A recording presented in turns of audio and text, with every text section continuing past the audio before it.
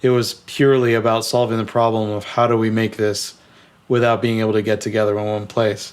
And the answer in some ways was Slack.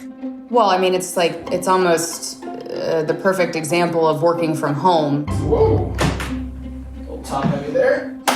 Yay. You ready to make a commercial? I think so. Okay, I am ready. Okay, should I roll? This is incredible technology. Yeah, isn't it so cool?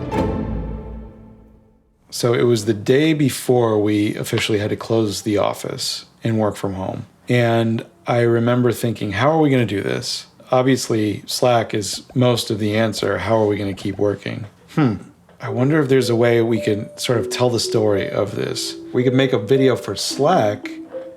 Slack probably needs a video. I sort of assembled this proof of concept. Here's what happens when a LA-based creative agency tries to keep doing the work they do, but they have to do it from home. I sent it to Stuart Butterfield through an Instagram DM. It was kind of a Hail Mary. I woke up the next morning and there was a DM reply from him. He responded well to it and we were off and running. Our commercial productions are pretty legit. We'll have between 45 and 60 crew members, different department heads, key crew, and then all of the people that support them. It takes a village. The state of California is basically recommending that we do social distancing. How are we going to do a live action production, but in the smallest, most contained way possible? So much of what we do, everything, our experience up to this point, was kind of thrown out the window. We had to pivot to find a new way to achieve everything, still with a standard of quality that's important to us and our company, but with just a completely different methodology. So we started thinking about how could we do it differently? What if we just had the key people supervising remotely, but we rely on the people that live there in the space to use all the gear, to learn all the gear, to set it up themselves, to put themselves on camera, to be their actor, their wardrobe, their art direction, all that stuff. 6E, take one. I love clapping. Could that work? I've never tried to do anything like this before. I've never been asked to do anything like this before. And I also was just so genuinely curious to see how this would all work that it seemed like a no-brainer to be involved. So then we just started going down that path. What is the bare minimum package that we need to put together? It's important to give people some agency, but you don't want to give them so much that they feel bogged down. We really had to think so minimally, subtract everything that we didn't need. We sent a Blackmagic 6K camera, a tripod, 2 light mats with C-stands, and then a Zoom recorder with a small boom pole and a boom mic. We put together this package, then Lowell took it upon himself to figure out the right ways to educate. Hey guys, welcome to Sandwich Video. I'm Lowell Meyer, and I'm going to explain all the gear that's on your doorstep right now. I didn't want to overcomplicate it. It sort of demystifies some of what I do and what people think I'm special for doing. Boom. I willingly kind of gave that up and said, hey, you guys give it a try, because I think with a little bit of guidance, it's very manageable and even fun. Move over a little. We're the new DPs. Dude, I'm gonna lose my job after this shoot. I just trained like 10 DPs in the making. This couldn't possibly work, right? Like Zoom, it's like that's for chatting with your coworkers, your kid's preschool teacher, and like your family. It's not for making film. What we found going along the way is that everybody came on board and everybody was like, yeah, this is how we could figure out this part. We had a channel in Slack, obviously, where the whole team got involved in writing this video. Everyone pitched in their ideas for structure and character, jokes, of course.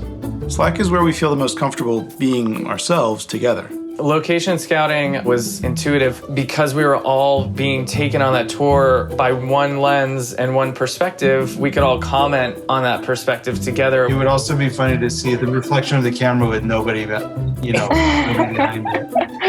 Totally. Yeah. JP and Zach figured out a way to get from the camera directly streaming through the internet so that we could all see that actual frame. We had to figure out how to go from camera to laptop and then also make it it idiot proof so that all of us could do it. So we plugged in an HDMI to the camera, ran that through a box and some software, and put it on YouTube Live. We were having our own private live stream show for the director and DP, essentially. I remember sitting down, watching the live feed from the camera and being like, oh my God, this is gonna work. Holy cow. Amazing. That's the best feeling ever. Oh my God, this is gonna work. Wow, there is almost no delay. I think the first hour of the first shoot, we all just sat there congratulating ourselves. Pretty incredible, to be honest. This is great. This is the first big shoot day. This is way better than a normal shoot, let me tell you. Once we sort of figured out the live streaming element, that I think really transformed the process into something that was similar to what we would do on set. It was different from a traditional set in that I had to be a lot more communicative with people who normally wouldn't need to know any of this stuff. The idea, Zach, is the camera would be basically like over your left shoulder. You also don't have the luxury that you normally do on a set where there's multiple departments working at the same time, but everyone had a partner to help them. This is my boyfriend, Zane. Hey Zane, thanks for letting us take over. Yeah, it's fine. It made it a lot more attainable and exciting. To see like Lauren and her husband Steve, Roxana and her fiance in Ohio, it was kind of like wizardry that all of these people who don't do that craft for a living were figuring it out. They were able to find that they had like an inner camera technician and grip inside them. We'll probably put a filter on. Would that be the polarizer or the ND6? To get back to the roots as a filmmaker and get my hands on this gear and know that I could still figure out how it works, even though I'm 42 years old and haven't touched these buttons and switches and knobs in a long time, that was really empowering. They're setting up C-stands and lights and the camera and this remote, video access so we can watch the feed from the camera. And then they have to sit down and act. We can chat in direct messages or groups. In Slack, they're called channels. We had the Key crew in a Slack channel, sending ideas back and forth. It was all very meta. Using Slack to help make the video just made sense. When we can use the tools to tell a story about the tools, that's like the apex of what we get to do. There's something so exciting artistically to work with what you're given. We knew that we were going to shoot them in their own homes because they can't leave their homes. So we are really constrained to use the best of what they have available to them. Look at the production value here. It looks like a real apartment. What is the thing on top? This is a chest. I just love taking advantage of that kind of stuff as a storyteller. Like your socks. Thanks. They're my favorite ones. When we were filming Claude's section and we saw the cello in the background. Play the cello, Claude? Oh, that would be amazing. Just B-roll of you back there, like playing the cello. Would you be able to do that? Just like a little bit? Sure. Claude is so hesitant. You have to imagine like a full orchestra here. I thought it led to a lot of Please stop. personality in the video. You're mousing around, whatever. You say, okay, cool. And then you look over to the right display and you say, wait. Why is it dark where you are? Also, you can say, why do you look like a vampire? Because Ben totally looked like a vampire last. Why do you look like a sexy vampire? It was both fun and intense. I think there were some long days in there for what you'd think would be a simple work from home. I remember after one or two of the days feeling pretty wiped. Like, I need a beer or, All right, and let's cut there. Feels like that's a wrap on the whole shoot, no? Wow. Wrap on Slack work from home. Oh, cool. It turned out that, everything kind of went well. Everything went right. It's a completely different method, but it still worked out pretty well. All things considered, it's kind of amazing that we sent, these tools to 7 different locations and every single time they arrived and left without anything broken. And on top of it, we got footage that we were really, really happy with.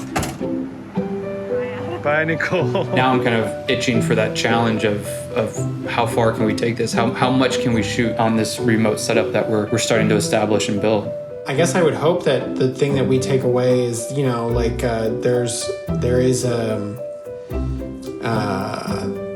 there's a lot of different ways to skin a cat.